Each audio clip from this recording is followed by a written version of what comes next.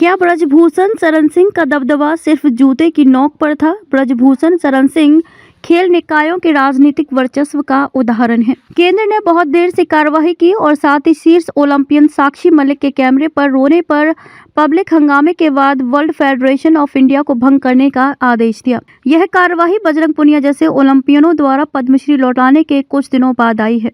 केंद्र सरकार की कार्रवाई ये सार्वजनिक होने के बाद आई है कि वर्ल्ड फेडरेशन ऑफ इंडिया का संचालन भाजपा सांसद ब्रजभूषण शरण सिंह के आवास से हो रहा है।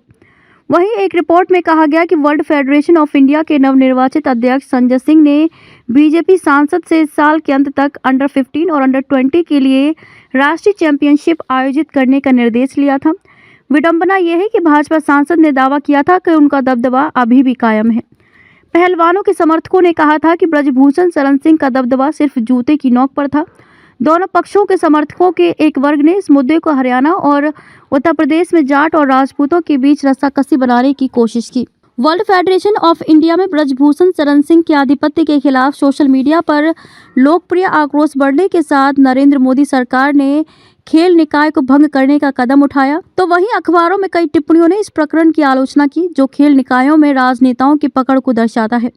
अखबारों ने याद दिलाया कि ओलंपियन पहलवानों द्वारा ब्रजभूषण शरण सिंह के खिलाफ लगाए गए यौन उत्पीड़न के आरोपों की जांच में दिल्ली पुलिस को भाजपा सांसद के खिलाफ मुकदमा चलाने के सबूत मिले थे। फिर भी दैनिक समाचार पत्रों को आश्चर्य हुआ कि सरकार ओलंपियनों से किए गए वादे को क्यों भूल गई कि ब्रजभूषण शरण सिंह के किसी भी समर्थक को वर्ल्ड फेडरेशन ऑफ इंडिया में चुनाव लड़ने की अनुमति नहीं दी जाएगी।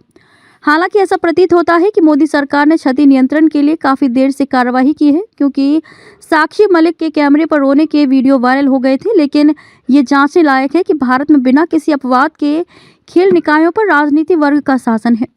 सुप्रीम कोर्ट भी खेल निकायों के मामले में राजनीतिक वर्ग की पकड़ को कम करने में सक्षम नहीं है, जबकि सुप्रीम कोर्ट भारतीय फुटबॉल महासंघ को साफ करने में कुछ हद तक सफल रहा। क्रिकेट, तीरंदाजी और अन्य खेल राजनेताओं द्वारा चलाए जाते हैं। द ट्रिब्यून ने अपने संपादकीय में कहा कि पहलवान चाहते थे कि ब्रजभूषण का कोई भी समर्थक WFI का पदाधिकारी न बने। उनके मुताबिक सरकार ने उन्हें इस संबंध में आश्वासन दिया था। उनके पास अब निराश और ठगा हुआ महसूस करने का हर कारण है। ये भारतीय कुश्ती के प्रशासन पर एक दुखद प्रतिबिंब है। यह देश में खेलों के सर्वव्यापी राजनीतिकरण का भी लक्षण है। इस तरह के अप्रिय घटनाक्रम ने अंतर्राष्ट्रीय खेल क्षेत्र में भारत के कद को कम कर दिया है। ये 2024 ओलंपिक से पहले देश के एथलीटों के लिए अच्छा संकेत नहीं है। डेक्कन हेराल्ड ने अपनी संपादकीय में ये भी कहा कि ब्रजभूषण सिंह की जीत का श्रेय मुख्य रूप से उनके राजनीतिक दबदबे को दिया जाता है, जो वे भाजपा सांसद होने के कारण हासिल करते हैं और यूपी में कुछ निर्वाचन क्षेत्रों में चुनावों को प्रभावित करने की उनकी क्षमता है। ये दुर्भाग्यपूर्ण है, क्योंकि सरकार ने हमेशा दावा किया है कि वह महिलाओं की सुरक्षा को अत्यधिक महत्व देती है और नए संशोधित आपराधिक कानून उन्हें प्राथमिकता देते हैं। सभी को नमस्कार।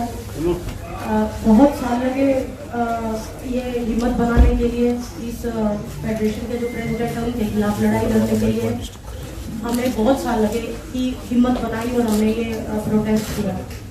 लेकिन आज सब आपको नतीजा पता ही है कि प्रेसिडेंट जो है उसके बेटे से भी फिर है, उसका राइट हैंड यूँ मान लो प्रेसिडेंट बना है आज राष्ट्रीय फेडरेशन का। तो जो सरकार ने कमिटमेंट की थी वो पूरी नहीं हुई। हमारी मांग थी महिला प्रेसिडेंट की, महिला प्रेसिडेंट होगी तो शोषण नहीं होगा, लेकिन ना पहले महिला का कोई भागीदारी थी। आज आप पूरी इलेक्शन उसकी लिस्ट उठा के देख लो, एक भी महिला को कोई स्थान नहीं दिया गया। तो बस यही कहना चाहूंगी कि जो ये लड़ाई है ये हमने तो अपनी पूरी हिम्मत करके लड़ी, लेकिन ये लड़ाई जारी रहेगी, क्योंकि आने वाली जो और फ्यूचर है, जो बेटे हैं बेटियां हैं, जो रेसलर्स है नई जनरेशन के, उनको ये लड़ाई लड़नी पड़ेगी। और मैं ये कहना चाहूंगी कि